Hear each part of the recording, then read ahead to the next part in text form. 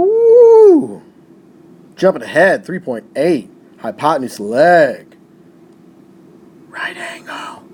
All right, so that R is silent. It's something that we think about when doing this type of problem, using this in our proofs. We'll talk about why here in a sec. But hypotenuse leg is another one we can add to our side, angle, side, angle, side postulates of proving triangles congruent. Hypotenuse leg, right angle, is another way to do that. Okie dokie. It is actually the okay version of side angle or angle side. It actually does work, but you have to have a right angle. Okay, you'll see why here momentarily. A little refresher, the anatomy of a right triangle, right? The pieces, parts of a right triangle. Let's see here. A and B, those are the legs. C is our hypotenuse. He be straight hyping, the hypotenuse. Aight? Hypotenuse is always across from our right angle. The legs are the two that are making that right angle. Exactly. Wonderful. Great. Grand. Wonderful. Now, when you're thinking about Pythagorean Theorem with the A, B, and the C, A squared plus B squared equals C squared, remember the A and the B, doesn't matter which one's A, which one's B, but C has to be across from the right angle. It's the hypotenuse. So for hypotenuse leg, right angle, we have a right triangle, which is why we use the right angle silent, because it's implied that it's a right triangle, right? If you have a hypotenuse, a pair of hypotenuses, hypotenuses that are congruent, and you have a pair of legs that are congruent, you can prove the triangle is congruent, given that they are right angles, right triangles. So here we go. Hypotenuse leg, right angle, only works on right triangles. So again, if I have this right triangle here, boom, and I've got this right triangle here, boom, and I know that the hypotenuse is hypotenize, I don't know. All right, and I got a pair of legs that are congruent. I can prove these triangles congruent by hypotenuse leg, right angle. So in my proof, I'd say, let's say this is A, B, C, and let's say this is X, Y, Z.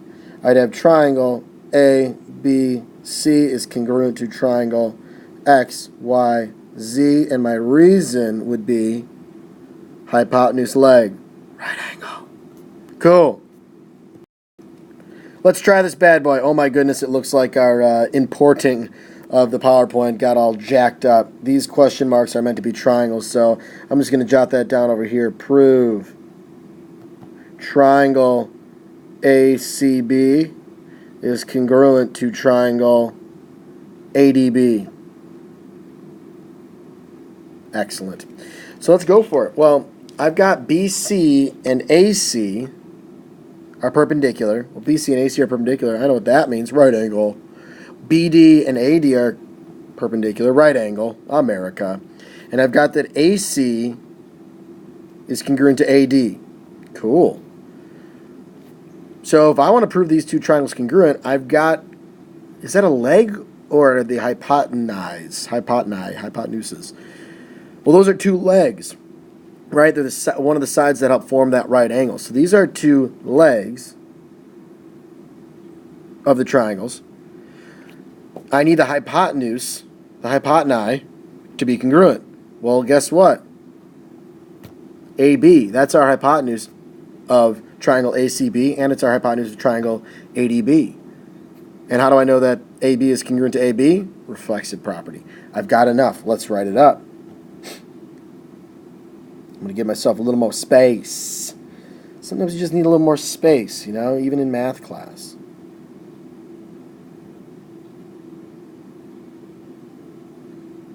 So, I can say that AB is congruent to AB. Reflexive property. Reflexive property. And then, we got to say that we have right angles, right? Let's see, we got angle. I'm going to do this. I'm going to label this as 1, and I'm going to label this as 2.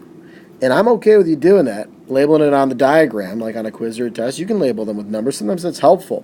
You can't really do that for for example, I cannot label angle CBD, this guy right here, with a number because there's a couple angles involved in it.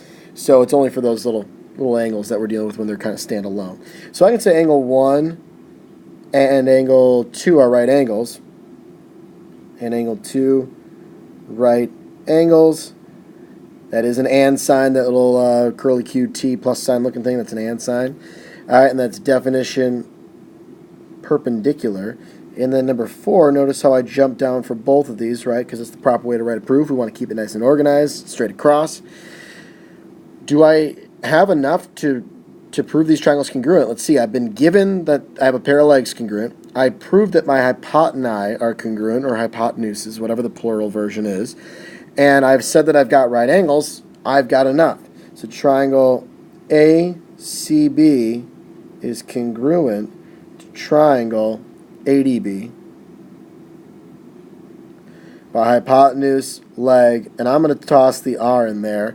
Hypotenuse leg, right angle. Just so I remember that I have to have right angles. It only works for right triangles, not in any other situation, all right? Perf. Alrighty, let's try this next dope proof here. We got a whole lot of information in the given. Let's see if we can organize our lives here a little bit. So I've got EO is congruent to KM. I've got FO is congruent to JM.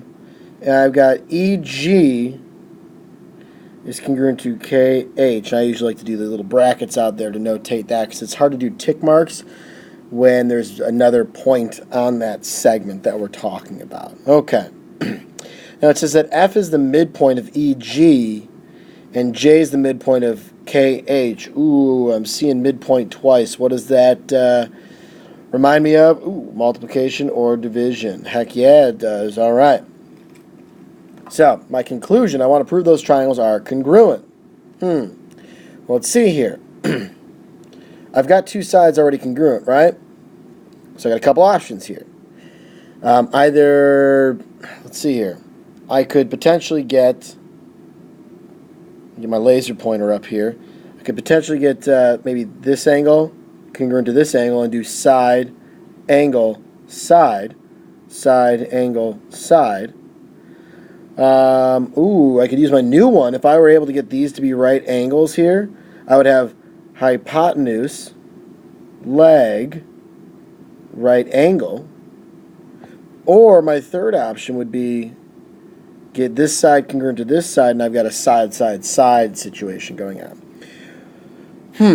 So there's three options there. What do I have? Well, my multiplication property, or multiplication or division property, if I've got this big side and this big side right here, these two congruent, and I've got a midpoint situation going on, can't I prove that these smaller pieces are congruent by, well, if I cut this in half and cut this in half, cutting it in half, dividing it in half, division property will get me those right here congruent to each other. And I've got myself a side, side, side situation. Time to write it up.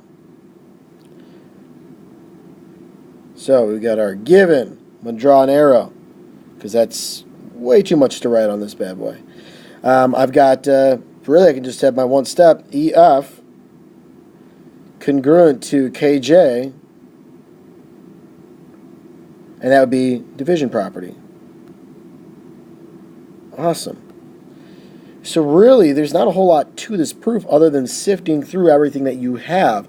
That's what makes this one a little difficult, because I got so much in the given. I have so much to take into consideration here that I need to figure that out. But then it's pretty simple. A little side, side, side action once I get that one extra pair of sides congruent. America. All right, last problem of the day. You notice we have a little bit of mixing up here. We got some side, side, side, side angle, side angle, side angle, angle, angle, side, hypotenuse leg, right angle. Nothing is off the tables right now, people. It's not solely focused on the hypotenuse leg, right angle, like we started with here. Keeping you on your toes. Keeping you on your toes. All right, let's try this bad boy. So I've got a lot of congruent angles here. Let me start notating some things. I've got 1 and 3 congruent. Whoop, whoop. I've got 2 and 4 congruent. Whoop, whoop, whoop, whoop. I've got DAC. DAC is congruent to 3. Holy cow. this angle is congruent to 3, and I've got BAC is congruent to 1.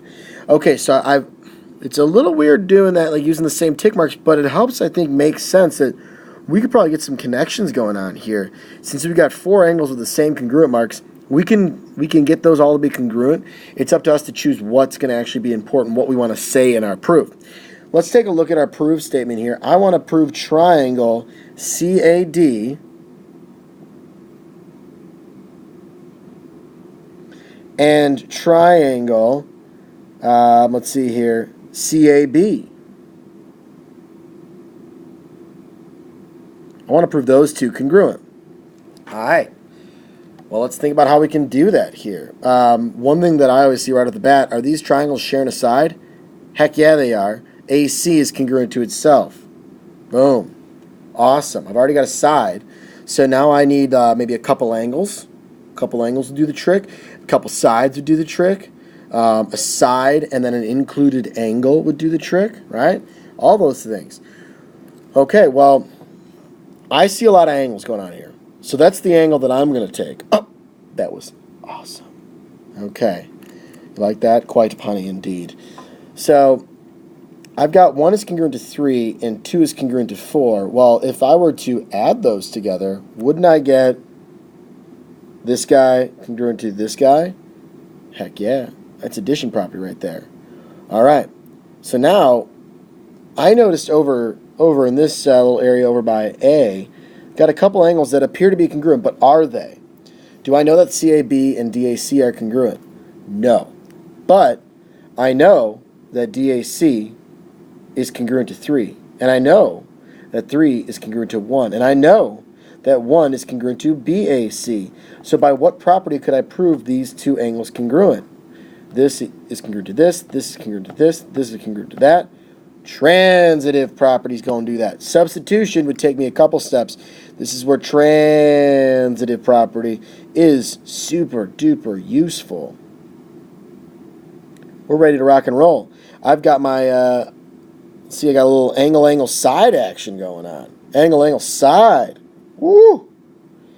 So first thing I said, I believe, was angle ADC is congruent to angle ABC. And that is by addition, right? Add prop. Oops. And then we've got angle DAC is congruent to angle BAC. And if you wanted to notate those with some numbers, that's fine. You'd have to start at 5, but that's totally fine. And we got these guys by transitive property. Transprop. There we go. So, oh, and don't forget about your reflexive property there. AC is congruent to itself. And again, when we're using reflexive property, it's because that side is shared by both triangles. The entire AC is an entire side of both of these triangles. That is reflexive property. So last but not least, our proof. Triangle CAD is congruent to triangle CAB. And that would be angle, side. Awesome. So we got a couple pages here for the homework, right? We're mixing it all in. This is some of the new stuff right here with the hypotenuse leg, right angle. And then we got some oldies but goodies on page 120 to make sure you guys are getting comfortable with proving triangles congruent. Next video, we'll be going beyond proving triangles congruent in an exciting lesson talking about the corresponding parts of congruent triangles that are indeed congruent after you've proven the triangles congruent. It's going to be awesome, rad, and super cool. Freedom!